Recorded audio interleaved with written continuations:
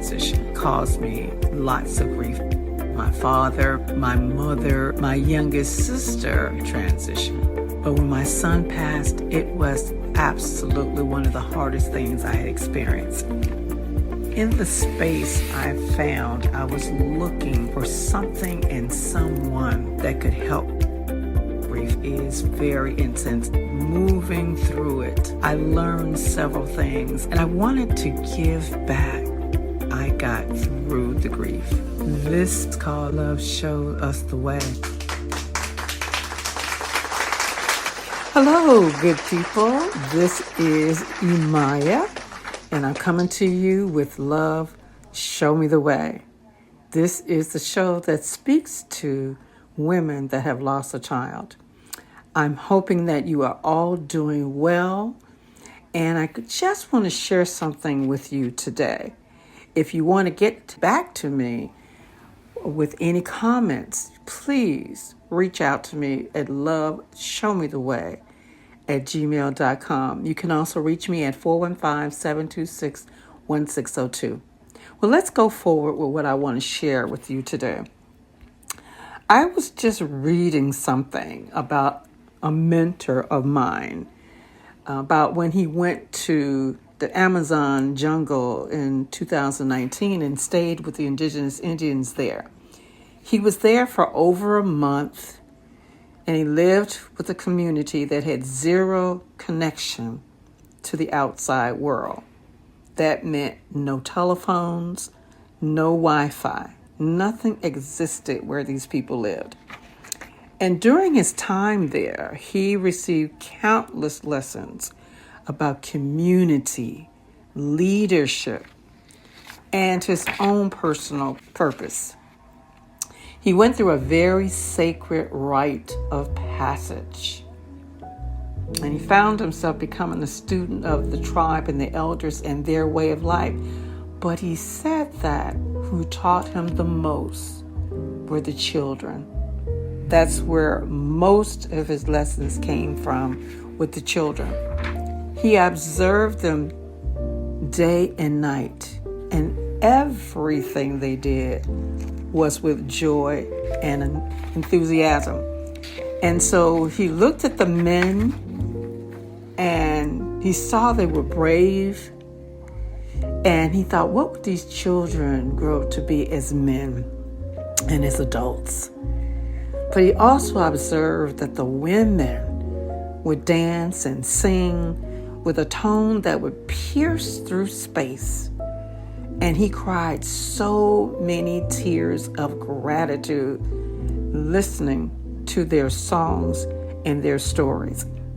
I'm sharing this with you because you, like me and all of us, come from a very modern culture where we have radical advancements in technology, we have industry, we have big cities, tall buildings, billboards, football teams.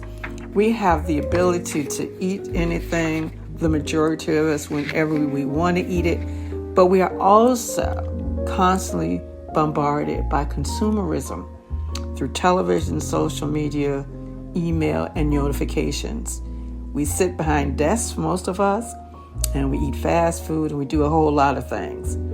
And this type of progress has its positives, but it also has its negative impact. So what I want to talk about is, in a way, we are a culture that has lost its way. And some of even the things that we're talking about are on its brink of extinction.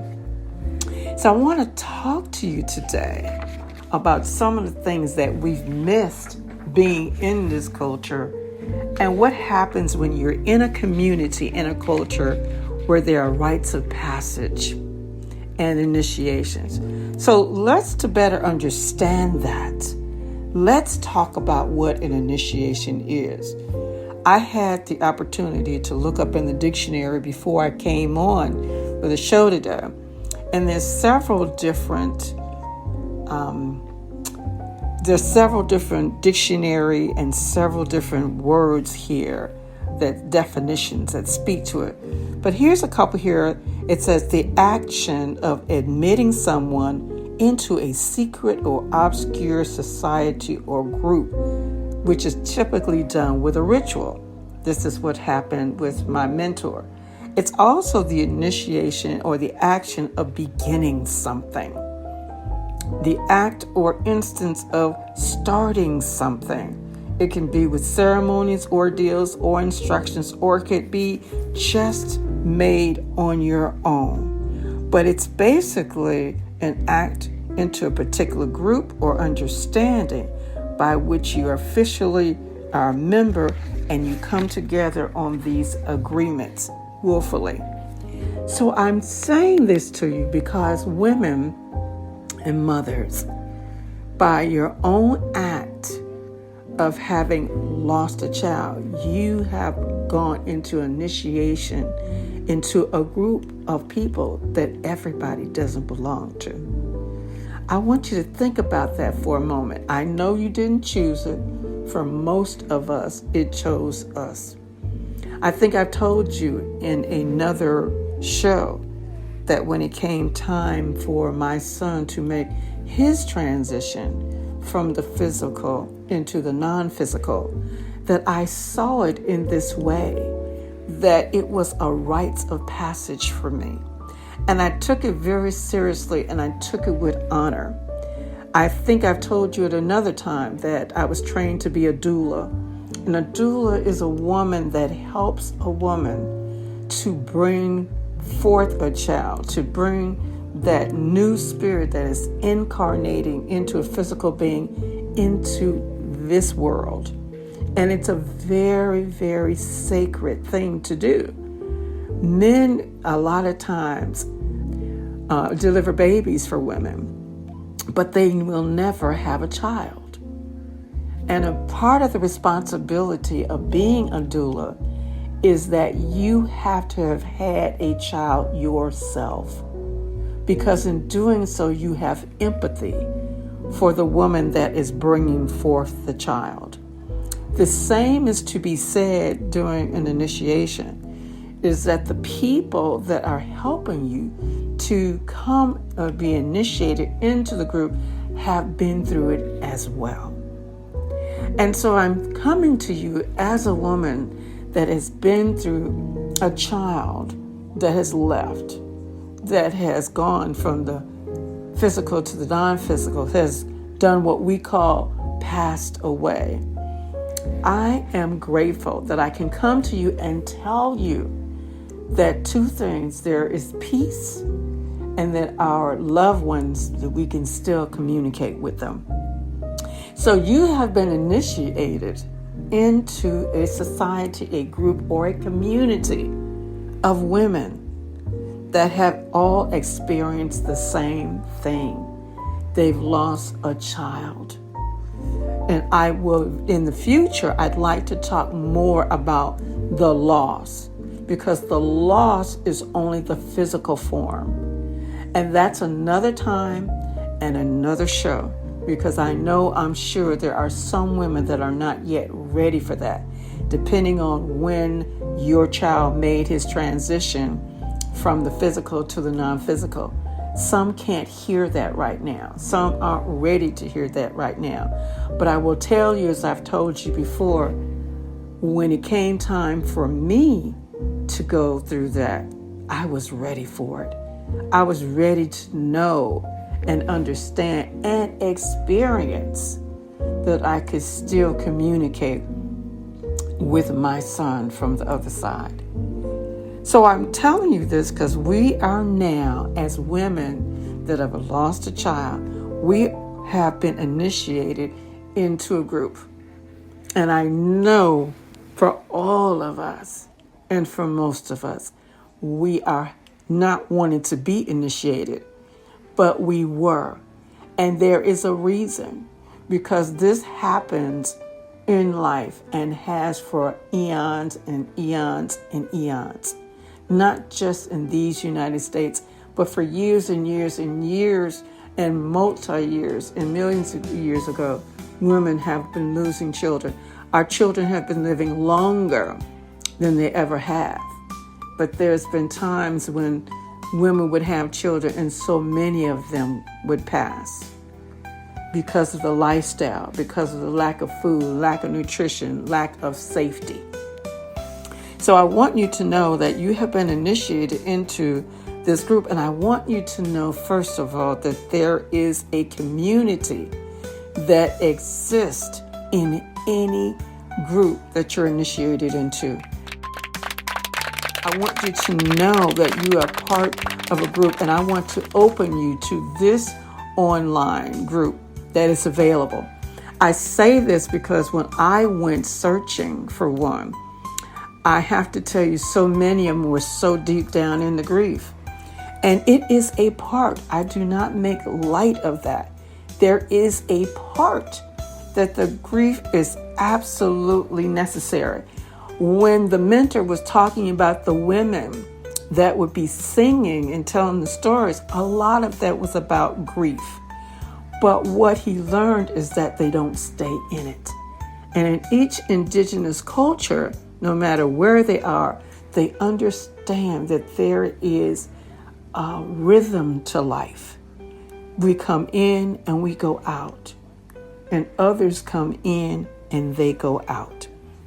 And so I want you to know that even though you didn't plan for your child, no matter what age, to go before you did, you've been initiated so that you can share and encourage and tell your story to other women that are experiencing that. For me, I didn't want it, but I also was grateful because my son was suffering from congestive heart failure. He was fighting for every breath. And I did not want him to continue to suffer in this way. I know you have your own stories. Some of yours might have been miscarriage. Some of yours might have been abortion. Some of yours might have been accidents. Some of yours might have even been suicide. But whatever the way that it was, it could even be an illness as it was with my son. We have been initiated and we are here to hold each other in love, compassion, and in empathy, because that is not something that everybody experiences. So I want you to know that we can be here for each other and be here with each other, and we don't have to be in grief forever. This is one of my main reasons why I am doing this show, because when I went to look for groups that I could be a part of, I started on Facebook and I started on IG. I had an incredible counselor that came to be with me for 6, 7, 8 weeks after my son made his transition. It was so helpful, so needed, so appreciated. But after that, I was on my own, and I needed to find a community or some people or someone that could help me walk the walk and walk the path after he had made his transition and after my counseling was done. So I want you to know that I have started this show with that in mind, offering a safe place that we can be as we go and walk through the healing of the grief. Because the first thing that I want you to know, and I've said this in another show, is that 3 months after, maybe 4 months after my son made his transition, that I was in a meditation and I heard him say, like he was sitting there with me, "Ma, live your life." He did not want me to grieve forever. Yes, grief is part of it, but it's not meant to be forever, because when you are grieving forever, you are missing your purpose. So a couple of things I want to share is that we all come with purpose. And one of them is to have been a mother. One of them is to have shared with another being. But we have more than that to offer. And at this time, we need the women to come forth as never before. So one of the things that my mentor said is that he received 7 things after enduring his initiation. The first one was you can re-choose your perspective. I know this to be true. I know that our lives often are determined by perspective and choice. You see, a lot of people say, go to school, go get a degree, go get married, have children. There's a lot of things that we were told to do that helped us around what we did and what we didn't do. It helped to determine our perspective and choice. And sometimes those things that they gave us were not true. I remember one of the things I was told a long time ago, if you make your bed hard, you got to lay in it. But years and years and years later, I was at an event where they were breaking some of these things that we've been told. And the speaker said, you can get up and make your bed over again. And you can take the responsibility and create a better life for yourself and your community if you choose so. So at the end of the day, we are a community of humans trying to figure things out. And I want to offer you to be a part of this community for women that are healing after the loss of a child. So number 2, the thing that he said was responsibility begins with intention. And that is so true. You know, as a practicing certified hypnotherapist years ago, that was one of the things that I had to start with my clients. What is your intention? What is it that you want out of this meeting, this event? What is it you're looking for? What is your intention? So one of the things that I want you to know is if you are ready to let go of the grief and live your life, as my son said to me, you've got to gain clarity in the direction you want to take your life. And you also have to get clear on the values that you want to live by.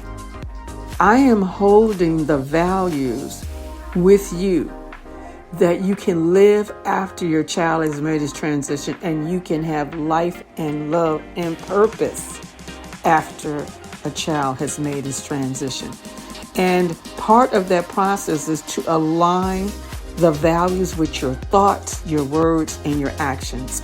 So I'm coming to you to offer you the ways and the means in which to align, get clarity, and get clear on how you want your life to look and be since your child has made his transition. And know that you have a way to communicate with them, and they will be so honored to participate in your life while you're still here in physical form. Now, the third thing is that you hold the power, okay? Nobody else holds the power, you do. I was talking to a client of mine the other day, and she kept talking to me about a certain situation, and she kept saying, well, but this and that and this and but that and this and but that. But you are the one that holds the power. You are the one that can take and must take responsibility for your life and what it looks like. Even though I know the grief has been hard and that every day you probably have a picture and memories, you have to take the responsibility for what the rest of your life will be like and what you will experience. And here's the cold, hard truth, is that nobody can replace it. Nobody can do it but you. And I want you to know is that being a part of a community that will hold you, support you, love on you while you're doing this, that's what helped me get to where I am. And I hold this out for you right now to know that we will hold you lovingly. So for a moment, just take a deep breath here and breathe out. And take another deep breath in and breathe out. And take another deep breath in and breathe out. And I want you to know in this moment, as you take those deep breaths and continue to breathe, that it is your choice. That it is your body that is breathing for you. That every moment of the day, we don't have to think to breathe. That your body works autonomously, and it breathes and it functions and it does all these things for us that we don't have to sit and think about it. We put things in our body, and food, sleep, the words and thoughts and actions that we're thinking affect our body. But I must tell you that it is a privilege and an honor to still be here in physical form.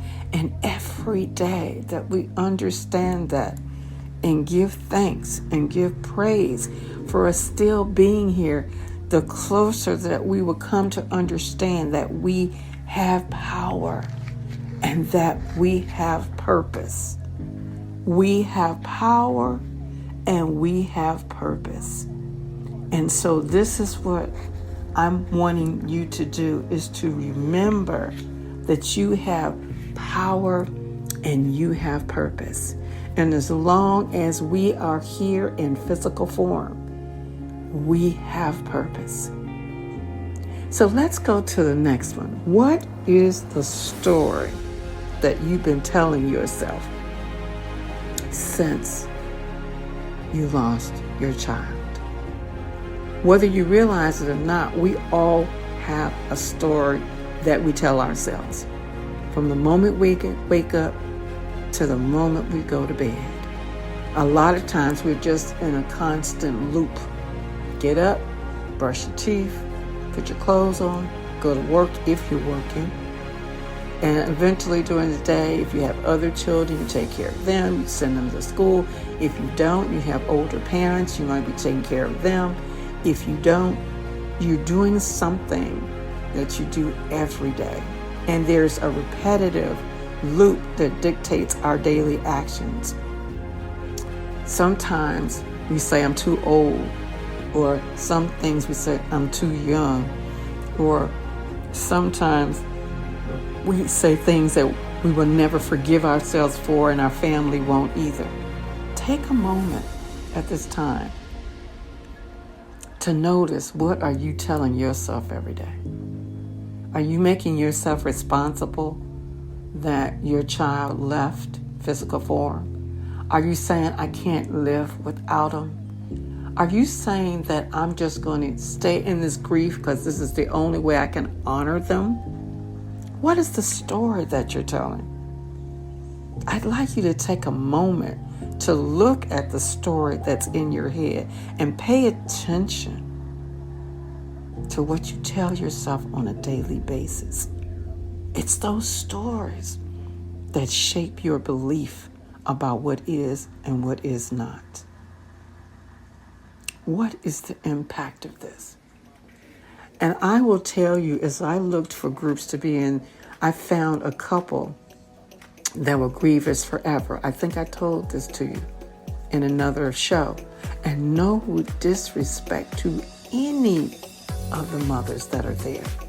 But I can tell you, as someone that went through the grief, it's a hard, heavy grief to hold. This is part of life. Besides a child, if you live long enough, your mom's going to pass. Your dad's going to pass. You might have a sister or brother that passed.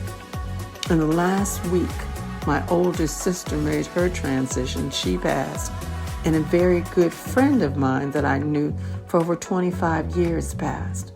If you live long enough, you're going to experience many people making their transitions.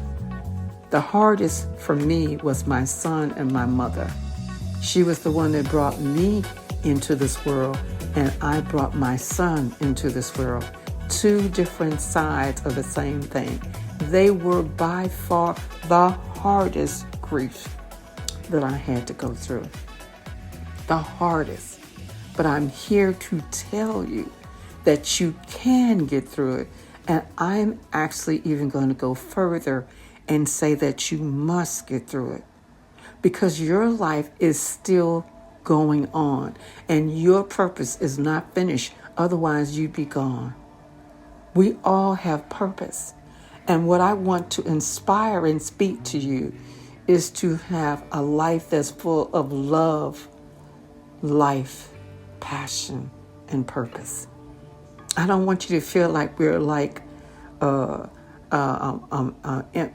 of those animals that just runs on a meal, just doing the same thing over and over and over and can't stop. We are here for purpose. And at this time of our lives, at this time, it is time for us to find that passion and purpose and be a part of a community where you're receiving and you're giving. That's the thing about love, isn't it? You receive and you give. You receive and you give. So I just want you to know, as we come to a close to this one, and I'll come back with more at another one, that look at the things that I've mentioned to you. You can choose and re-choose your perspective. You know, as I've gotten older, my perspective has certainly changed.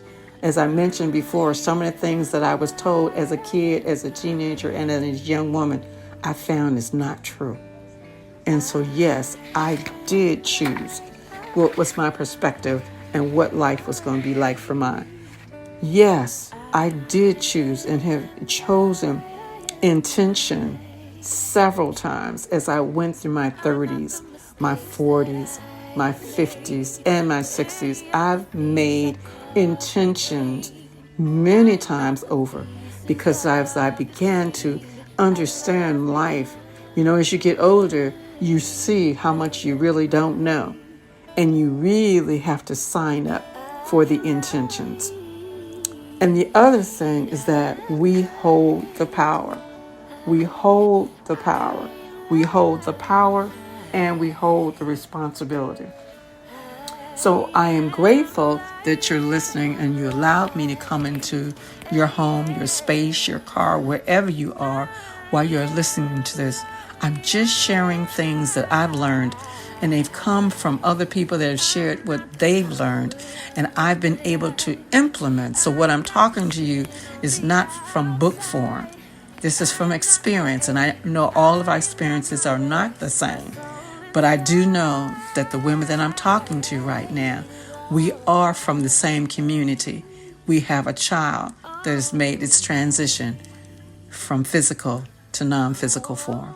And so I want to help you to continue to move forward with your life with passion and purpose. So if you'd like to speak to me, please reach out to me at loveshowmetheway@gmail.com. You can also call me at 415-726-1602. So until the next show, be in peace and be in love, and know that love will show you the way. Thank you. Bless you. Bye for now. Until the next time.